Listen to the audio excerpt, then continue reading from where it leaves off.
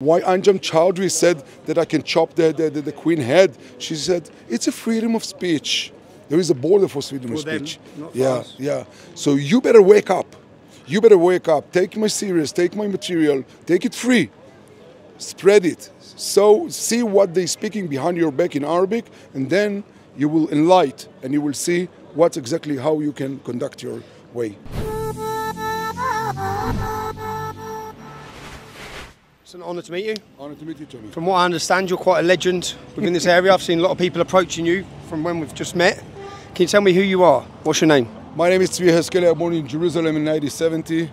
Served in the Israeli army. Served in the Israeli security services. A journalist for the last 25 years.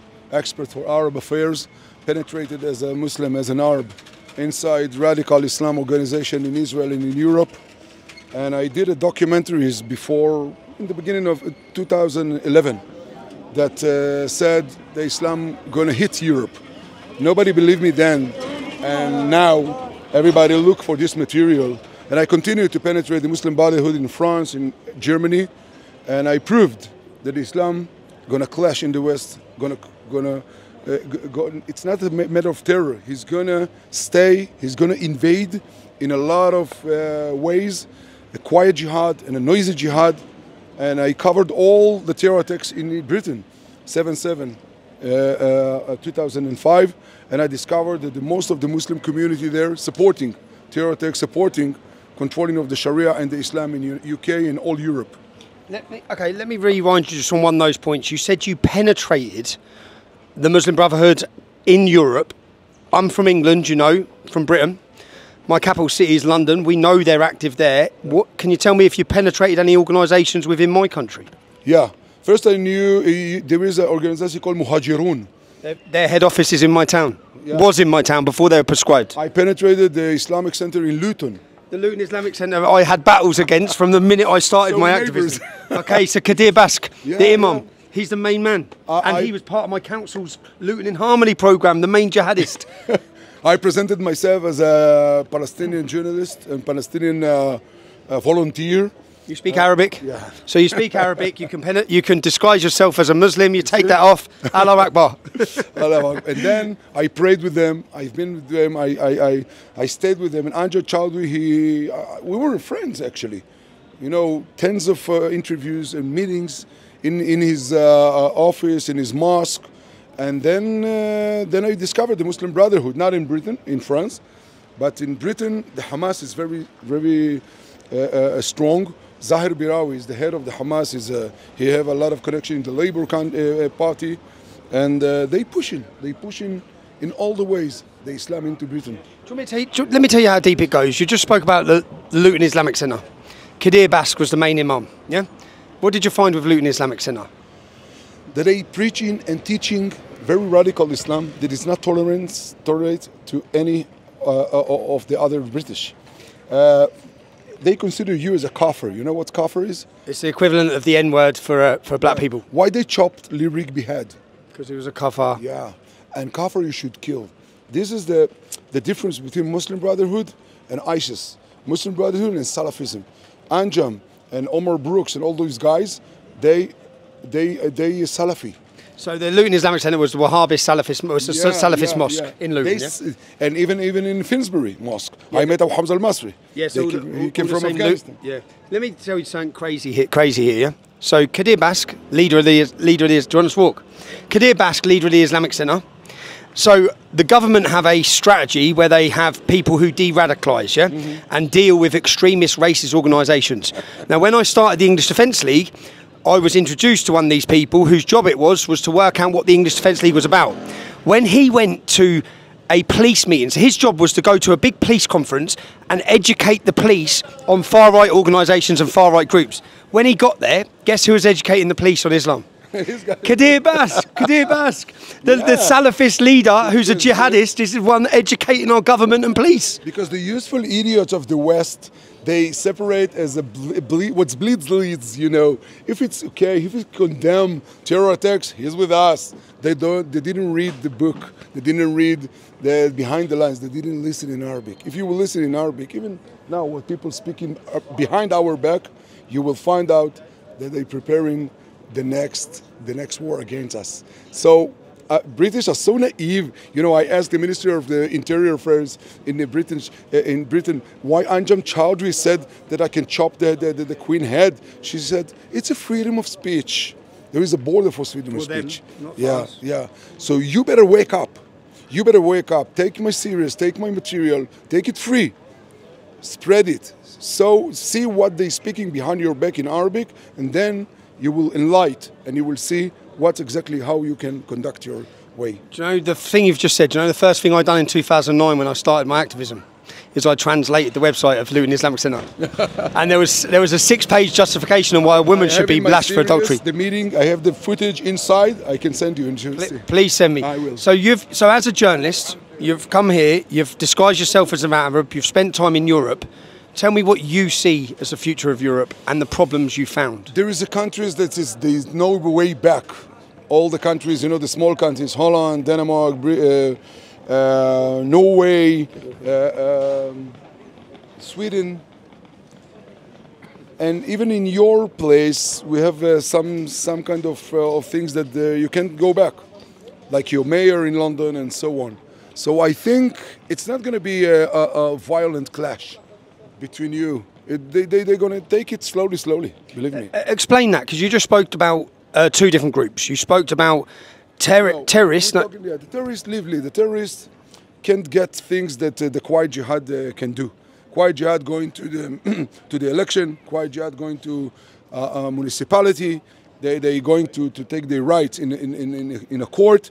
You heard what one of your judge said to one of the guys who helped the suicide bombers in 2007. He said, "I wish you good luck in your life." They laughing at you. They think you're useful idiots. And then I think that slowly they're going to be the majority in some places.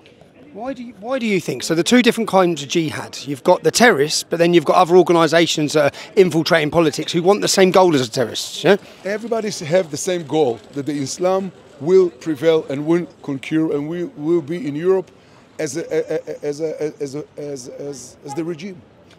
Islam can't get other coffers, other religious sovereignty and control. Can't get it. You infiltrated the Muslim Brotherhood in France. Yeah. To any Brits watching this, any Europeans, any Americans, Australians who don't understand what the Muslim Brotherhood is. You've spent a lot of time, dedicated years investigating them, infiltrated them. Who are the Muslim Brotherhood? The Muslim Brotherhood it's a movement that began in Egypt in the beginning of the last century. They find out that they can't work in Egypt, and why they spread. The ideology says al-Islam al-Hal. In Arabic, al-Islam al-Hal. The Islam is the solution. If you have any problem in your life, in your regime, in your economic, with your wife, Islam al-Hal. You should return to the religious. When you return to the religious, all your problem in life will be solved. This is the Muslim Brotherhood. They sneaked into the people, to the street, giving people food, giving money, giving them education to the poor people. They support them in Egypt, in Gaza, in all the places. No, in Luton we've got the Discover Islam Centre, which does exactly this. Charity on the streets, all the PR in the paper, but they're all the Salafists. I'm giving to the orphans food. And I know who they are. What his father did. He was a suicide bomber. Yeah. So this is the Muslim Brotherhood. They penetrating slowly by the rule. They wearing a jacket with a tie. They're so nice. They condemning terrorism. So the Europeans like them. That's why all the manufacture of money of Hamas, it's from the mosques from Europe. When you put €1 in a mosque as a donation, it's going straight to Hamas, even not to Abu Mazen, that he's terrorist by himself. So this is the small, quiet way of the Muslim Brotherhood. Number one. תודה. אני מסביר לו מה זה שהם נכנסים לאט לאט לתוך השלטון, האחים המוסלמים, האסלאם, ואיך אנחנו לא שמים לב. הם שיפתחו את העיניים. Open your eyes. Open your eyes. So, for me, when I'm opening my eyes, I say, hey, they're here. The European can see it. It's very small and tiny and invisible way that you don't know it because you didn't think in the same way. They sneaking to steal. Yalla. So tell me, you're a journalist, you've been active, you've infiltrated terror organisations, you've dedicated your life really to highlighting this. Yeah. What message? Look what happened to me? I returned to my religious. You've turned to yours? Yeah, I wasn't religious. Okay. Because I realized that if you're not holding your religious, you can't fight. That's what you're going to find with your church. The Christian church is going to come back to Europe to be your identity. So would you advise, is that where you see the future? You see people coming back to Christianity in Europe? Yeah, they will have to. And not to give the Christian, the church for mosques. They're going to be a way back to religious. Even look what happened in Israel after the 7th of October. People begin to be not more religious by acting, but by belief. Look what happened to the kidnaps. Tell me what message you would have to British journalists. There's a lot of British journalists that are silent on this, that maybe don't understand this.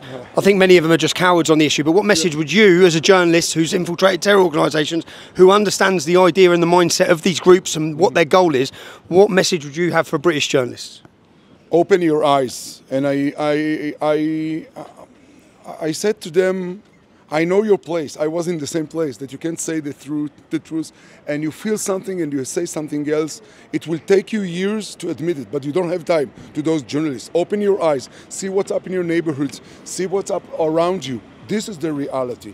Journalists sometimes, and I was part of it, they can't go against Islam. We're not against Islam. We're against the ideology of Islam that want to kick me and you out. And I can tell to those journalists, open your eyes, see what's happening behind the news and see what's happening in the street, and then you will discover the truth. And it will take you time, but go out from the closet. Lots of people have approached you. Lots of people. Someone just asked you for a blessing. Yeah. You're very well known. You've done activism against jihadist terrorists.